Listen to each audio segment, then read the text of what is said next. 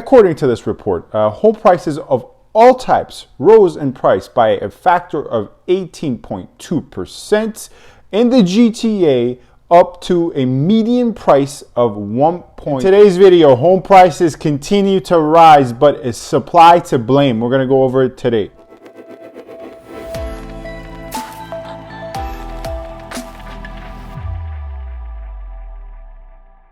Hello everyone, this is Sam from SaberiSixRealEstate and Remax Realtron Realty. As always, you can find my contact information in the description box with regards to my Gmail, my Instagram, and my office. Feel free to get in touch with me with any questions you may have with regards to any topics covered in this video or any other video in the past, or if you have any general inquiries with regards to the Toronto/GTA real estate market. Lastly, as I always say before we get into the topic of today's video, feel free to subscribe, comment, rate, and review. Your support in that regard is much appreciated as always. However, as I always say, you're not obliged to do so whatsoever. Feel free not to do any of it. However, if you happen to enjoy my videos and enjoy my content, a subscription and a like in that regard would be much appreciated. Anyways, let's get to the point of today's video, which, as you can tell from the topic and the intro, is with regards to what else? The increasing prices in the Toronto/GTA real estate market. Now, as always, it's the case that there's so many different perspectives you can take a look at numbers from. You can take a look at it at quarterly, monthly, bi-weekly, annually. What kind of analysis are you doing? Are you doing period over period analysis, year over year analysis? To set the table for our discussion today, prices have stagnated. Prices are lower in certain areas. In certain areas, they're pretty much equal to what they were in a month-over-month analysis for freehold properties and condominiums. So that is to say, when we compare June prices to May prices, in certain areas, prices in June are lower by a very minuscule amount given the totality of the Toronto real estate market. In other places, they're pretty much the same. This is in sharp contrast to what we are used to and what did start to occur all the way earlier in February up to the month of May. July, we see the same thing pretty much. Prices are either pretty much flush with what they were in terms of a period over period analysis when we take a look at month over month. When we look at in, let's say, York region for semi-detached versus Mississauga for townhome versus the entirety of the GTA, prices are either pretty flush, marginally higher, marginally lower. It is a slower market we're dealing with, and that is the most important thing. Prices are not the only indicative trend of the speed of the market, the health and the vibrance of the market, the number of showings you get, how many listings there are, the number of inventory, the listing turnover, how many days that my property stays on the market, how many of the available inventory is for multiple offers versus how many of the available inventory is just for regular old, I'm going to price it right above or around what I'm willing to accept. All these factors matter. So to set the table, when we look at it from a month over month analysis, we do not see a sharp increase in prices. However, once we take a look at the quarterly analysis, and this is what we're going to refer to this Royal LePage report, it shows a different story. According to this report, home prices of all types rose in price by a factor of 18.2% in the GTA, up to a median price of $1.03 million. Now, interestingly, if we look at the same period nationally, right, because the aforementioned stat I gave you was for the GTA only. If we look at the national growth, so accounting for the country of Canada, we see that the growth was 25%, yet the median is far, obviously, less at $750,000. Now, according to this report, in the same period, the aggregate home price in the city of Toronto, so once again, this is for all property types, increased by 8.3% to 1.15 million. Now, interestingly enough, a couple of the articles of this report and the report itself, I believe, use the term aggregate in this sense. Now, I don't want to be too pedantic. Correct me if I'm wrong, if you're a mathematician or a statistician in the comments. But I think this is probably incorrect use of the term aggregate. I think what they mean is average. But nowadays, it is not uncommon, to be fair, for people to interchangeably use aggregate and average. But that's a side note. Moving on to single family versus condominium, if we break down once again in the same period, Single family properties in the city of Toronto saw 14.8% increase at a median of $1.550 million.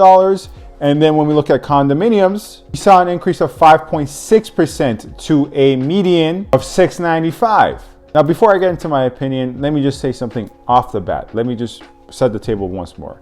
At the end of the day, the city of Toronto is the fourth largest city in North America. New Mexico City, Los Angeles, New York, and then Toronto. Toronto has surpassed Chicago as the fourth largest city. It is a tourist destination.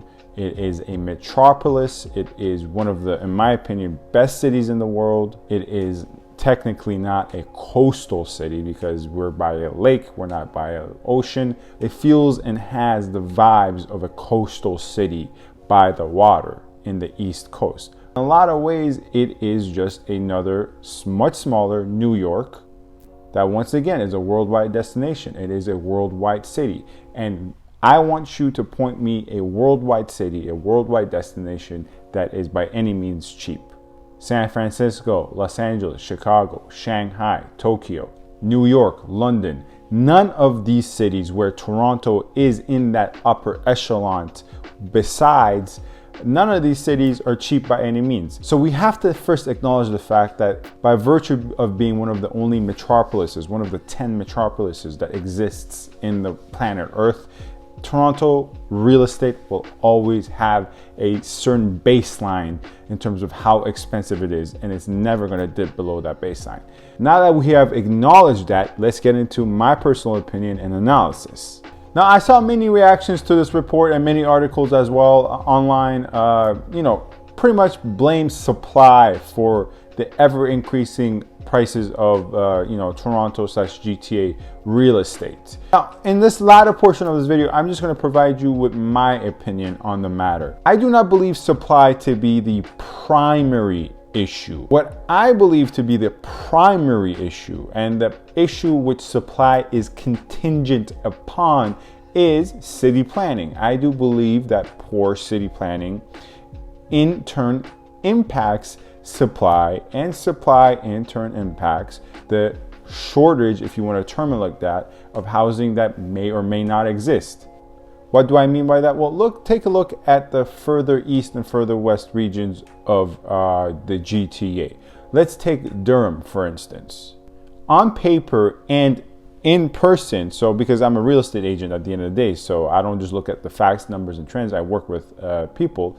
About 40% of my business was contained in Durham, whether it was selling, buying. In certain cases, it was selling detached, selling townhomes, buying detached, buying townhomes, buying semis.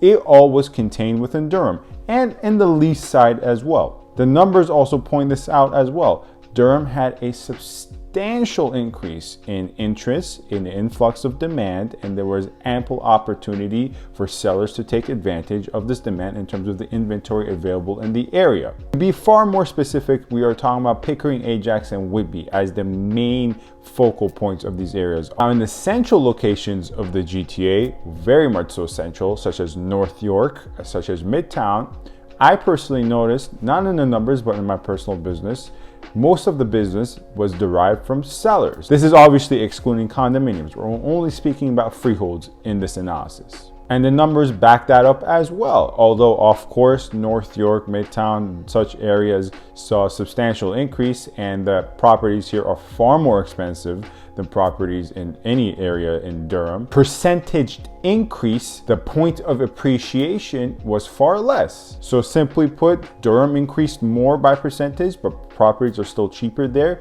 Whereas, yes, North York, for instance, property prices increased a lot, but, by percentage points, less than the property prices increased in Durham, and even further north but central, such as Richmond Hill and Vaughan. So simply put, supply here is not the issue. With vertical housing such as condominiums and detached properties and attached properties such as semis and townhomes available in outskirts of the GTA, supply is not the main factor here. There is enough supply to meet demand.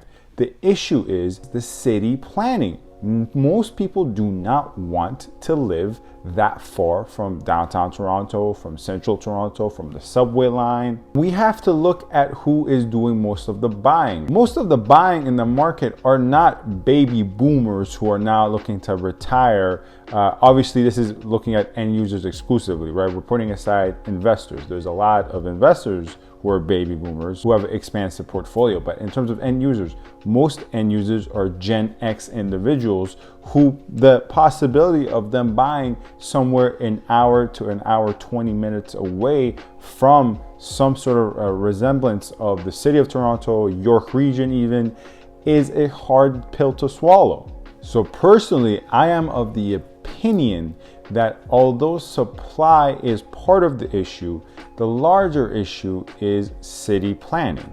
Anyways, this is Sam from SaberiSixRealEstate and Remax Realtron Realty. As always, I appreciate your support. Feel free to subscribe, comment, rate, and review. Get in touch with me with my contact information in the description box with any questions you may have. Thank you very much and stay safe.